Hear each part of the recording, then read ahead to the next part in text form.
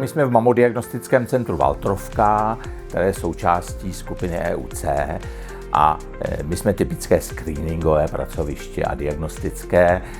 K nám chodí ženy jednak na prevenci většinou a jednak na vyšetření v případě, že mají nějaké problémy. Práce se změnila úplně zásadně. My jsme začínali, byly rentgenové filmy, které se vyvolávaly ve vyvolávacích automatech, a pak postupně byla éra digitalizace a nyní se dostáváme úplně k nové éře, a to je éra umělé inteligence. Když já jsem začínal, tak i ten proces hodnocení snímku byl poměrně pomalý a lékař byl v tom sám. Ta radiologická obec je poměrně hodně konzervativní, takže oni se postupně učí s tím pracovat. Někdy jsou zejména ty starší radiologové k tomu skeptičtí, ale ta praxe je přesvědčuje.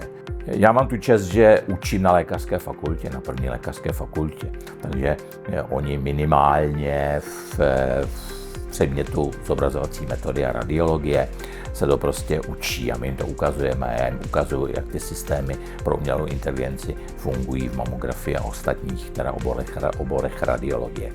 A teď mladí lékaři jsou prostě velmi znalí toho všeho, velmi rychlí, a myslím si, že i ta umělá inteligence jakoby víc pasuje do způsobu jejich práce.